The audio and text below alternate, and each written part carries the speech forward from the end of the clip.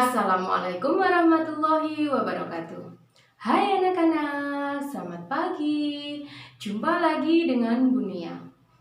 Hari ini Bu Guru akan membahas tema 2, subtema 1 dengan muatan pelajaran PPKN. Pada video kali ini nanti Bu Guru akan membahas tentang makna persatuan dalam perbedaan serta nilai-nilai persatuan dalam perbedaan yang ada di lingkungan sekolah.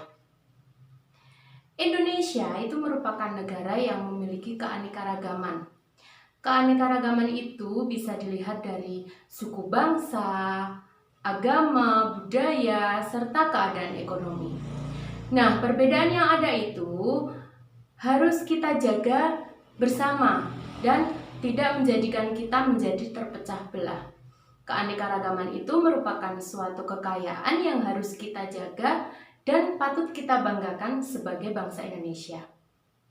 Ada beberapa contoh perbedaan itu atau keanekaragaman itu yang tidak jauh dari kehidupan sehari-hari kita. Misalnya di lingkungan keluarga atau lingkungan rumah, keluarga besarmu itu kemungkinan ada yang suku bangsanya berbeda dari kita atau berasal dari suku bangsa lain. Kemudian di sekolah atau tetangga kalian, kemungkinan ada yang agamanya berbeda karena yang perlu kita ketahui, agama yang diakui di Indonesia itu ada 6. Hindu, Buddha, Kristen, Katolik, Islam, dan Konghucu. Jadi dimungkinkan tetangga kita atau teman kita itu berbeda agama.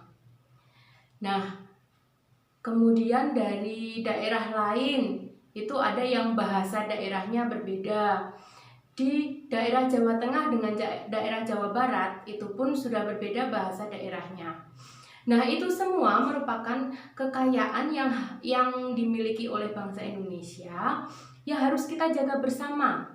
Kita tidak boleh mengejek atau menghina suku atau agama ataupun bahasa daerah dari daerah lain. Nah, untuk menjaga persatuan dalam perbedaan itu, yang pertama dilakukan kita harus memiliki sikap hidup rukun, harus hidup rukun dengan berdampingan dengan orang-orang yang berbeda budaya tadi, kita harus rukun. Kalau kerukunan itu sudah terjadi, maka persatuan itu akan terwujud dengan baik. Nah, sikap-sikap yang bisa mewujudkan hidup rukun itu antara lain adalah yang pertama, peduli. Kita harus memulainya dari lingkungan yang paling dekat dengan kita, misalnya keluarga, kemudian sekolah, dan masyarakat. Peduli itu artinya kita memperhatikan bahwa kebutuhan orang lain itu berbeda dengan kita. Kita harus mengetahui, memahami apa yang menyenangkan dan apa yang tidak menyenangkan bagi orang lain. Kemudian, sikap yang kedua adalah mendahulukan kepentingan bersama di atas kepentingan pribadi dan golongan. Jadi, apapun yang kita lakukan harus berdasarkan keputusan bersama, berdasarkan kepentingan bersama untuk orang banyak. Jangan mendahulukan ego kita, karena itu semua demi terwujudnya persatuan. Dan yang ketiga adalah toleransi. Toleransi itu penting sekali. Toleransi itu menghormati orang lain. Apabila orang itu berbeda dengan kita, misalnya budayanya, agamanya, nah kita harus menghormati, tidak boleh mengejek, tidak boleh menghina. Itu sangat penting. Nah, apabila kita sudah memiliki 3 sikap tadi, maka akan tercipta sebuah kerukunan dalam kehidupan. Apa sih manfaat hidup rukun itu? Manfaat hidup rukun diantaranya adalah menciptakan kedamaian atau perdamaian. Kemudian kehidupan menjadi aman, nyaman, dan tentram. Kemudian tidak menimbulkan perselisihan. Seseorang yang mengalami kesusahan itu bisa terpecahkan atau bisa terbantu dengan hidup rukun. Dan yang kelima, yang paling utama adalah mempererat persatuan dan kesatuan bangsa. Nah, selanjutnya, nilai-nilai persatuan dalam perbedaan itu juga ada di lingkungan sekolah.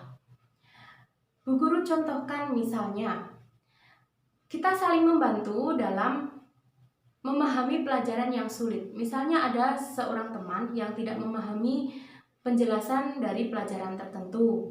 Kalian bisa yang paham itu membantu. Jadi nantinya teman itu akan terbantu dengan bantuan kalian. Kemudian contoh yang kedua, melaksanakan piket secara bersama-sama. Piket itu tujuannya untuk membersihkan kelas misalnya. Jadi kelas nanti akan bersih dan nyaman saat digunakan. Kemudian yang ketiga, contohnya bermain bersama saat jam istirahat tanpa membeda-bedakan. Kenapa kok tanpa membeda-bedakan? Teman semua yang ada di sekolah kalian, yang ada di kelas satu kelas itu adalah teman. Jadi tidak boleh dibedakan. Misalnya kalian mengucilkan salah satu teman, itu tidak boleh. Karena itu bisa merusak persatuan dan kesatuan kita. Kemudian yang terakhir misalnya mengumpulkan sumbangan untuk korban bencana. Nah, apa sih manfaat yang kita peroleh kalau kita sudah memiliki sikap hidup rukun di sekolah? Yang pertama, dapat membantu antar teman kalau ada pelajaran yang sulit. Kemudian yang kedua, suasana kelas menjadi nyaman, jadi kita betah. Dalam belajar itu kita betah karena kita nyaman. Yang ketiga, persahabatan kalian semakin erat. Dan yang keempat, kalian memiliki sebuah sikap kekompakan dalam berolahraga. Nah, itulah anak-anak materi yang bisa Bu Guru sampaikan pada video kali ini.